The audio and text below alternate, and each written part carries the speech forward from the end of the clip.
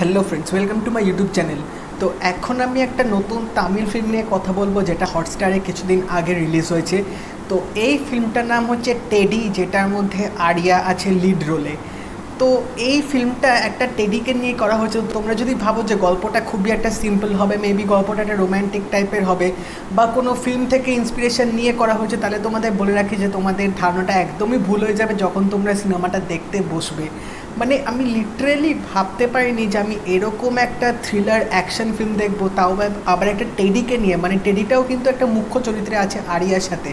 তো গল্পটা খুবই ইউনিক, কিন্তু ইউনিক হওয়া সত্ত্বেও তোমরা কিন্তু প্রত্যেকটা মুহূর্তে প্রত্যেকটা সিনে কিন্তু তোমরা দারুণভাবে এনজয় করবে। হ্যাঁ, এইটুকু বলা যেতে পারে যে লজিক গল্পটার মধ্যে সেরকম কিছু নেই, বাট তোমরা যদি লজিকটা সাইডে রেখে যদি ফিল্মটা দেখো, তাহলে কিন্তু তোমরা থরো ফিল্মটা পুরোপুরি এনজয় করবে। এবং এই ফিল্মটার মধ্যে অনেকগুলো কনসেপ্ট এখানে ইউজ করা হয়েছে, যেরকম এখানে মাল্টিপল অর্গান ট্রান্সপ্লান্টেশনের কথা বলা হয়েছে এবং বডি টু অন্য বডিতে ট্রান্সফার করা সোল, এই কনসেপ্টটাও এখানে ইউজ করা হয়েছে। গল্পটা কিন্তু সিরিয়াসলি আমার দারুণ লেগেছে।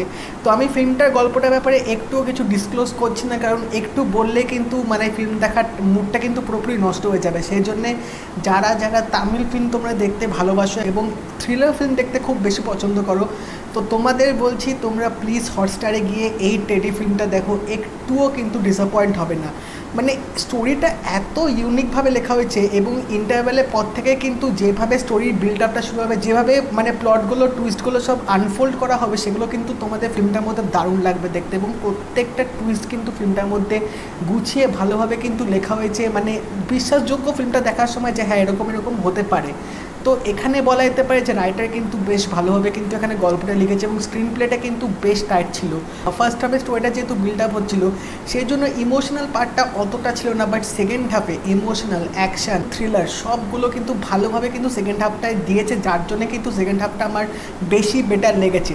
বাট ওভারঅল বলা যেতে পারে মানে এই 2 ঘন্টা 10 মিনিটের মতো কীভাবে কেটে গেল সিরিয়াসলি আমি বুঝতে পারলাম না, কারণ আমি প্রথম থেকে শেষ অবধি কিন্তু ফিল্মটা রীতিমতো এনজয় করছিলাম।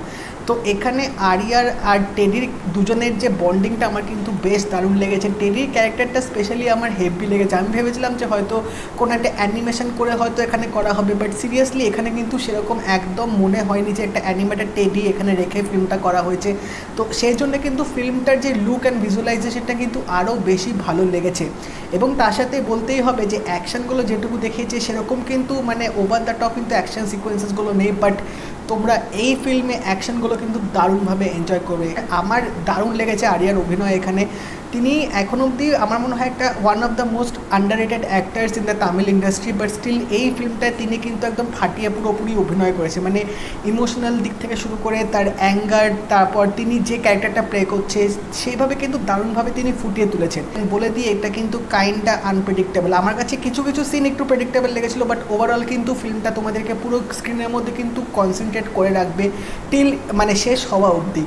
তো তোমরা যারা ফিল্মটা এখনও অবধি দেখোনি, আমি তোমাদের সাজেস্ট করছি প্লিজ এই ফিল্মটা দেখো, তোমরা কিন্তু অতটাও ডিসঅ্যাপয়েন্ট হবে না। হ্যাঁ, এটুকু বলে রাখি, মানে বেশি লজিক দিয়ে যদি ভাবতে বসো তাহলে অবভিয়াসলি তোমাদের হয়তো অতটাও ভালো নাও লাগতে পারে।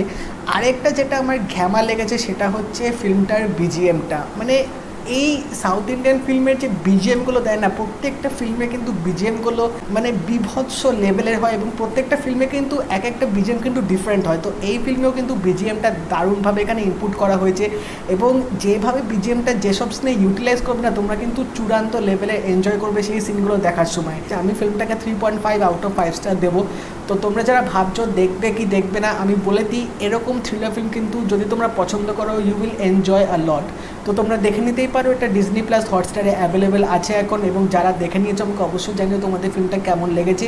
আর যদি এই ভিডিওটা ভালো লেগে থাকে এটা লাইক করে দিও, শেয়ার করে দিও, আর চ্যানেলটা কিন্তু অবশ্যই সাবস্ক্রাইব করে দেবে, নোটিফিকেশান বেলটা কিন্তু অল করে দেবে। তাই দেখা হবে পরের ভিডিওতে। বাই।